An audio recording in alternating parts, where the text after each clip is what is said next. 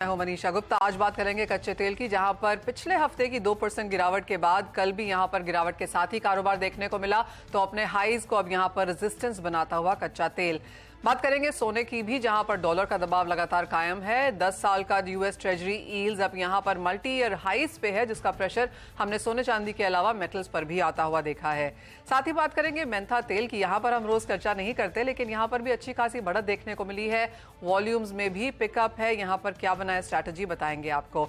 इन सब पर बात करने के लिए हमारे साथ हैं मोतीलाल ओसवाल के किशोर नारने, प्रो इंटेलीट्रेड के दिनेश सोमानी। लेकिन सबसे पहले चलते हैं कैरेटलेन के फाउंडर मिथुन सचेती के पास, जो टाइटन के साथ हुई डील पर हमसे एक्सक्लूसिव बातचीत करने के लिए जुड़ रहे हैं। मिथुन, शुक्रिया साथ जुड़ने के लिए एंड मेनी कंग्रेचुलेशंस। और क्लियरली एक बहुत बड़ी डील टाइटन के साथ फाइनली होती हुई। 2016 से टाइटन ने कैरेटलेन में स्टेक लेनी शुरू करी थी, लेकिन फाइनली अब वो वीकेंड पर हमने काम होता हुआ देखा। नहीं, I mean Manisha ji, thank you for having me on this show. नहीं, वैल्यूएशन के लिए नहीं अटका हुआ था। टाटास के साथ काम करो तो एक चीज जरूर है कि पेशेंस रखना पड़ता है हर चीज करने के लिए। शुरू में नहीं था, बाद में सीख गए। और ये सब मतलब इतने लेयर्स होते हैं उनमें कि वो टाइम लगता है आगे आगे बढ़ने के लिए। मार्केट को जब खबर पड़ जाती है तो उनको लगता है कोई ना कोई रीजन होगा जो अटका हुआ है, लेकिन वो रिलेशनशिप इतना अच्छा है उनके साथ में कि जब साथ में बैठे कि ये डील करना है और बात करें, तो मतलब उस टाइम पे सिर्फ 7-8 मिनट में पूरी डील हो गई। मिथुन, ऑल्सो कैरेटलेन पहली ऐसी कंपनी थी जो गहनों की बिक्री को ऑनलाइन लेकर आई। उसके बाद ऑफ कोर्स हमने बाकी सारी जो लिस्टेड कंपनीज हैं, ऑनलाइन चेन कंपनीज हैं, उनको अपनी वेब प्रेजेंस बनाते हुए भी देखा। कैसे देखते हैं आप जो ये चेंज है एक ज्वेलरी मार्केट में, जहां पर टच एंड फील को इतना ज्यादा महत्व दिया जाता है, उसे ऑनलाइन लेकर आने में? मनीषा, ये मतलब एक्चुअली मैं उस टाइम पे सिर्फ 30 साल का था, 29 साल का था। और बस ये पता था कि आगे वाले टाइम में दो चीजें होने वाली है। लोग इंटरनेट पे बहुत टाइम स्पेंड करेंगे, ये क्लैरिटी तो थी क्योंकि हम खुद ही कर रहे थे इतना ज्यादा टाइम।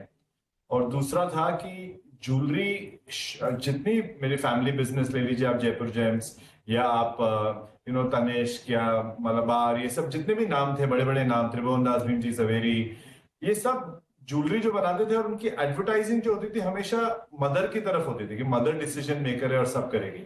सो ये अपॉर्चुनिटी थी कि एक नए मीडियम में जाकर के एक नई टाइप की ज्वेलरी, और जिसका बायर भी नया होगा, वो हम कर सकेंगे। ये हमारे लिए सबसे बड़ा, ये मतलब ये बड़ी इंसाइट थी।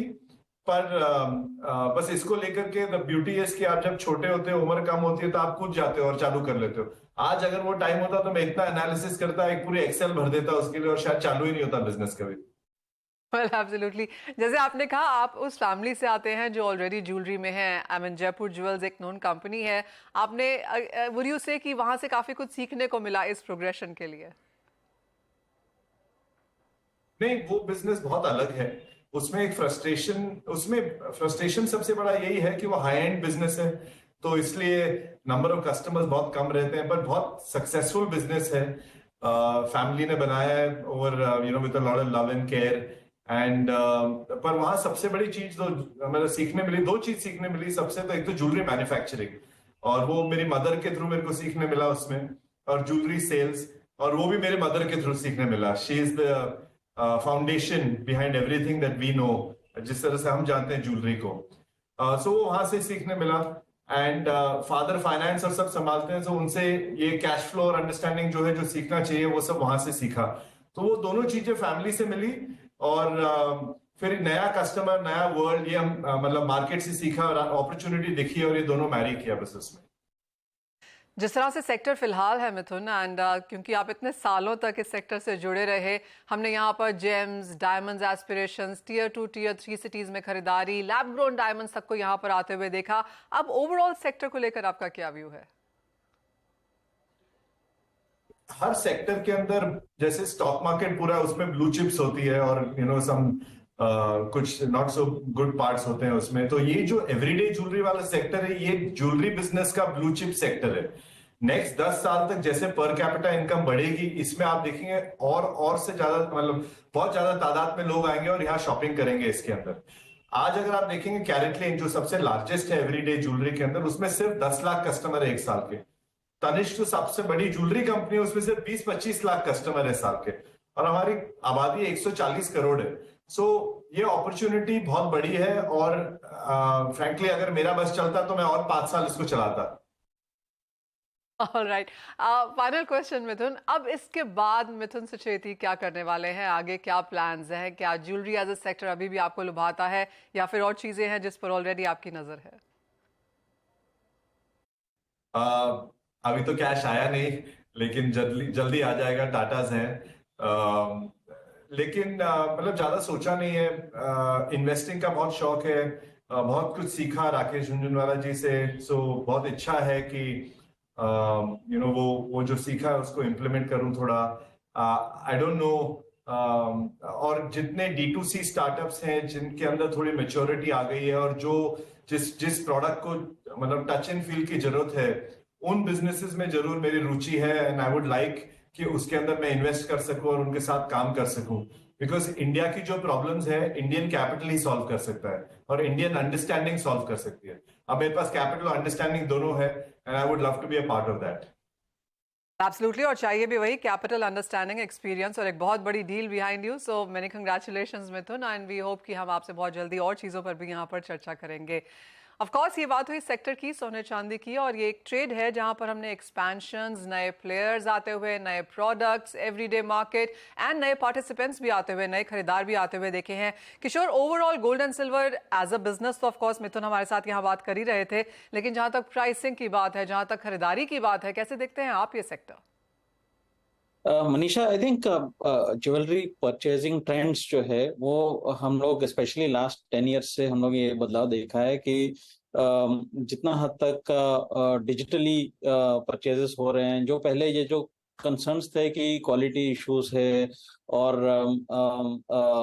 जो कारीगरी को लेकर इश्यूज थे, वो काफी हद तक सलट गया because of the standardisation, then because the BIS hallmarking etcetera. So जो प्योरिटी को लेकर जो कंसर्न है वो खत्म हो गया, एंड ऐसा भी ई कॉमर्स का जो ट्रेंड है वो यहाँ पे भी आ गया। And the modern consumer, specially the urban modern consumer जो है, जो छोटे ज्वेलरी पीसेस, स्पेशली जो चेन लॉकेट वगैरह जो है, वो मोस्टली जहाँ पे साइज का इश्यू नहीं है, वहां पे actually there is a lot of trend, यहाँ पे डिजिटाइजेशन हो रहा है, एंड डेफिनेटली ये बहुत ही तेजी से बढ़ने वाला है।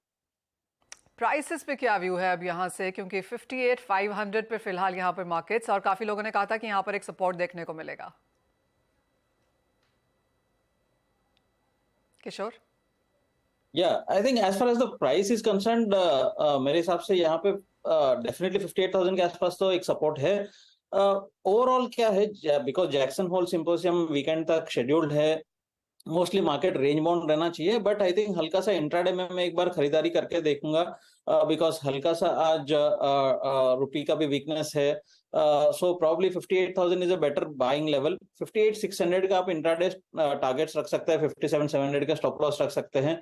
बट मैं क्लैरिफाई करना चाहता हूं कि यहाँ पे गोल्ड में तेजी नहीं है, मैं एक पुल बैक का इंट्राडे स्ट्रेटेजी दे रहा हूँ।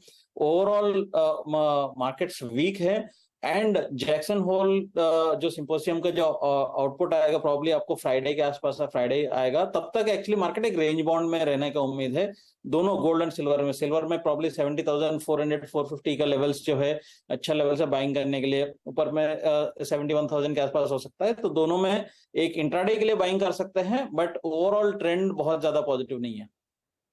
तो पुल बैक्स देखने को मिलेंगे यहाँ पर, डिप्स बैंक की एडवाइस भी है, लेकिन बहुत बड़ी तेजी देखने को मिलेगी फॉर द नियर टर्म, ऐसी राय नहीं है। और जैसे कहा गया कि फ्राइडे को जैक्सन होल में जेरोमी पॉवेल की स्टेटमेंट है और बाजार उसको काफी कीनली वॉच करेगा। लेकिन इसी के साथ एक आपका स्वागत है और वो ब्रेकिंग न्यूज का आपकी स्क्रीन पर, जहां पर सरकार लगातार यहां पर इन्फ्लेशन कंट्रोल करने की कोशिश में है। हमने वो टमाटर में आता हुआ देखा, प्याज में 40% की एक्सपोर्ट ड्यूटी लगा दी गई है, और अब चीनी को फेस्टिवल सीजन में ताकि उसकी पर्याप्त अवेलेबिलिटी हो, 2 लाख मेट्रिक टन का अतिरिक्त कोटा यहां पर सरकार ने जारी किया है, और ये नोटिफिकेशन भी यहां पर आ ही चुकी है।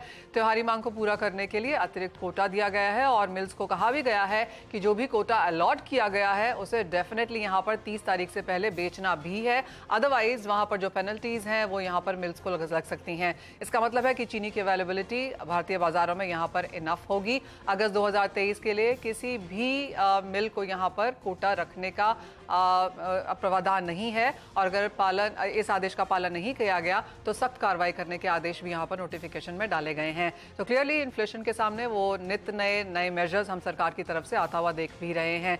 दिनेश जी, कैसे देखते हैं आप, क्योंकि मॉनसून के इश्यूज तो है ही, अगस्त में 40% डेफिशिएंसी फिलहाल यहाँ पर देखने को मिल रही है, जो आगे 9-10 दिन बचे हैं, नहीं लगता मेट डिपार्टमेंट को कि यहाँ पर बहुत ज्यादा बारिश देखने को मिलेगी, और जिस तरह फिर सामने सरकार की तरफ से मेजर्स भी हैं उसका कुछ बहुत असर ऑफ कोर्स हमने एसेंशियल कमोडिटीज पे आता हुआ देखा है, लेकिन ओवरऑल एग्री स्पेस को आप कैसे देखते हैं?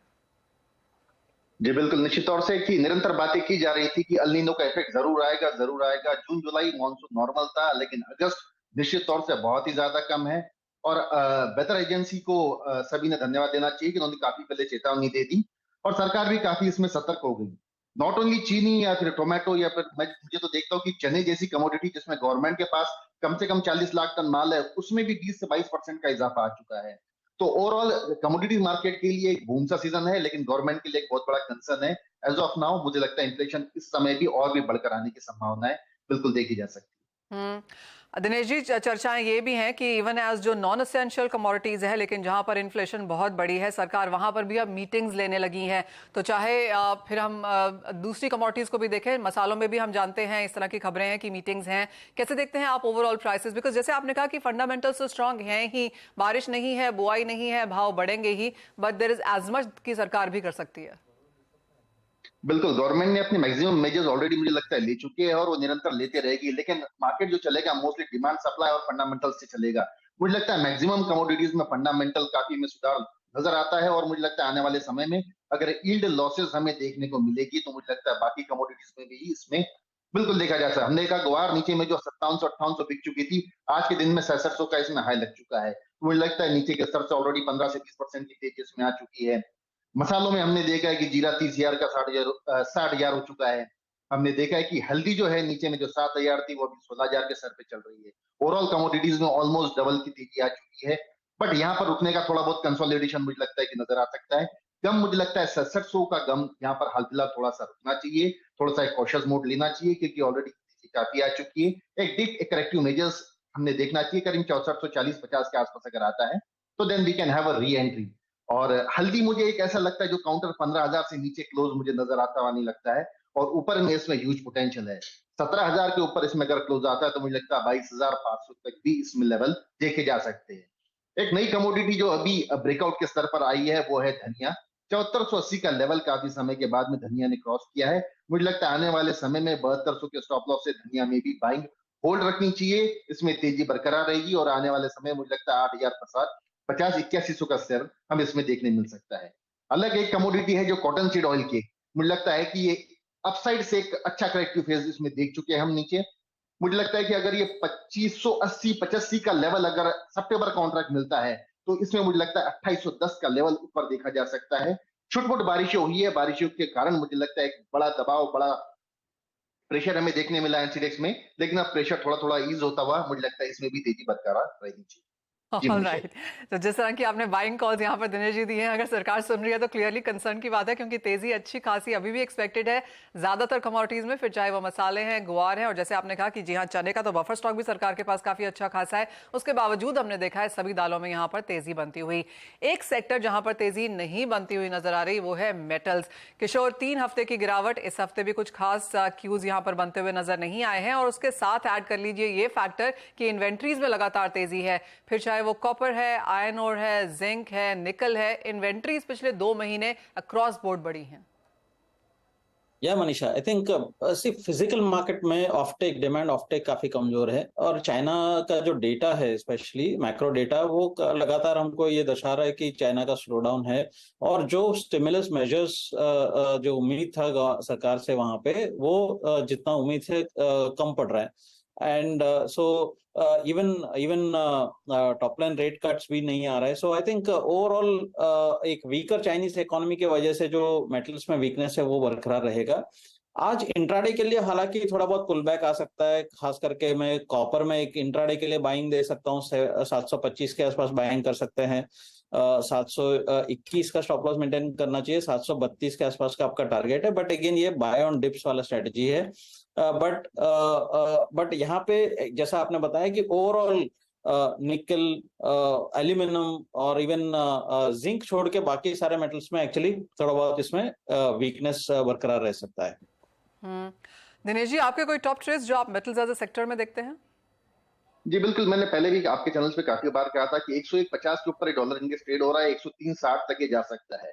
मुझे लगता है 103.60 अभी आ चुका है, यहाँ से इसमें कूल डाउन देखने मिलेगा, तो मुझे लगता है मेटल में और खास करके एमसीएक्स की सारी कमोडिटीज में हमें बाइंग देखने मिलेगी। कॉपर मुझे लगता है कि जो 715 727 के रेंज में चल रहा था, वो 27 के रेंज से ऊपर निकल गया है। मुझे लगता है 727 2750 के आसपास कॉपर बेस्ट बाय बनेगा। अपसाइड इसमें 737 का लेवल हमें देखने मिल सकता है, तो मुझे लगता है कॉपर मेरी बेस्ट पिक होनी चाहिए आज के लिए। ऑलराइट, तो दोनों ही एक्सपर्ट्स की कॉपर ऑन डिप्स की बाय यहाँ पर आती हुई। एक ध्यान यहाँ पर क्रूड पे डालेंगे क्योंकि यहाँ पर कुछ मुनाफा वसूली अब भी जारी है, लेकिन किशोर, बाजार अब ये मानता है कि 60s एंड 70s वाले स्तर हमें यहाँ पर कच्चे तेल में देखने को नहीं मिलेंगे। एट बेस्ट 80s और एक ट्रेंड 90 की तरफ जाकर इस रेंज में यहाँ पर अब क्रूड रहेगा। ठीक है, लेवल्स एक साइड है। बेसिकली क्या है कि अगेन चाइना का डिमांड कमजोर है, एंड दूसरी चीज है कि 85 84 आता है तो चाइना बाइंग बंद कर रहे हैं, कि खास करके उनके पास जो इन्वेंट्रीज पड़ा हुआ है कि उसमें से ड्रॉ डाउन कर रहे हैं। So China is a very tactical buyer, आज का मार्केट में टैक्टिकल बायर है। सो आज जैसा अगस्त, आप जुलाई देखेंगे तो 30-31% डाउन है जो crude imports from OPEC nations to China. Even अगस्त भी एक्चुअली कमजोर है, थोड़ा बहुत बेस इफेक्ट है उसमें, बट ओवरऑल लोग इन्वेंट्रीज कंज्यूम कर रहे हैं rather than buying new crude. Second, थोड़ा बहुत जो सप्लाई टाइटनेस है वो हल्का सा ईज होने का उम्मीद है आज, खास करके जैसा इराकी ऑयल मिनिस्टर ने बोला है कि उनका एक्सपोर्ट्स रिज्यूम करना चाहता है, ईरान का भी थोड़ा ऑयल बाहर आने का चांसेस है। तो कहीं ना कहीं ये प्रॉफिट टेकिंग और even fund positions, actually hedge fund का पोजीशंस भी देखेंगे तो एक जो रैली में जो शॉर्ट कवरिंग रैली आया था वो एकदम स्टीम खत्म हो गया। ओके, तो मेरे हिसाब से यहाँ पे जो वीकनेस है जारी रह सकता है आज, जस्ट बिकॉज थोड़ा बहुत डॉलर वीक है। प्रॉब्लम में नीचे में 6600 के आसपास मैं इसमें एक बार बाइंग का लेवल दूंगा। ओके, 6700 6750 का टारगेट हो सकता है, बट अगेन ये इंट्राडे बाय है, वीकनेस फंडामेंटली वीक है क्रूड। सो फिलहाल के लिए अगर बेचना है तो 6700 के आसपास, 6750 के आसपास बेचना चाहिए। Alright, so buy on dips and sell on upticks की रैली फिलहाल यहाँ पर निकल के आती हुई। ये बात हुई कच्चे तेल की, लेकिन क्विकली यहाँ पर रुक कर लेते हैं पीयूष गोयल जी का, जो फिलहाल एक प्रेस कॉन्फ्रेंस में है और अनियन की बात यहाँ पर कर रहे हैं। हित में केंद्र सरकार ने 2 लाख टन से बढ़ाकर 3 लाख टन बफर स्टॉक किया। बड़ी मात्रा में खरीद की गई एनसीसीएफ और नेफेड के द्वारा, और पिछले वर्ष भी किसानों को अच्छा दाम मिले इसको सुनिश्चित किया गया। इस वर्ष हमने अभी तक 3 लाख टन, 1.5 लाख टन नेफेड द्वारा, 1.5 लाख टन एनसीएफ द्वारा अभी तक हम खरीद चुके हैं, जिसके कारण जो किसानों का दाम बहुत ही कम था आज से महीना 1.5 महीना पहले, वो अच्छी मात्रा से बढ़ा है और किसानों को अपनी उपज के लिए सही दाम मिला है। इसी समय देश भर में जो खबरें आई कि प्याज के दाम बढ़ गए हैं, उपभोक्ताओं को तकलीफ हो रही है, और उसका एक कारण ये भी है कि मौसम थोड़ा खराब चल रहा था। खरीफ 2023 की सोइंग भी देरी से होने के कारण एक संदेह था कि शायद इस साल जो दाम उपभोक्ता का है वो ज़्यादा बढ़ जाएगा। उसको मद्देनज़र रखते हुए 17 अगस्त को 2 अहम फैसले किए गए। एक कि जो निर्यात है उसके ऊपर 40% एक्सपोर्ट ड्यूटी, निर्यात शुल्क लगाया गया, लेकिन साथ ही साथ किसानों को कोई तकलीफ ना हो उसके लिए नेफेड और एनसीसीएफ दोनों 3 लाख के बदले अब 5 लाख टन यानी 2 लाख अतिरिक्त और खरीदेंगे इस वर्ष। ये निर्णय भी उसी के साथ साथ लिया गया जो आज एनसीसीएफ और नेफेड ने अलग अलग क्षेत्र में सेंटर्स खोल दिए हैं और 2 लाख टन 2,410 रुपए प्रति क्विंटल 2,410 रुपीज पर क्विंटल जो ऐतिहासिक रेट है। आज तक इतना ऊंचा रेट प्याज का दिया नहीं गया है, तो ये ऐतिहासिक रेट प्याज का निर्धारित किया गया है। जो एनसीसीएफ नेफेड की क्वालिटी का प्याज होता है उससे पूरे मार्केट में किसानों को अच्छा दाम मिले, ये हमारा उद्देश्य है। अगर जरूरत पड़ी तो ये 2 लाख टन को बढ़ाया भी जा सकता है, जिससे किसानों को सही दाम मिले, पर्याप्त शुल्क मिल सके।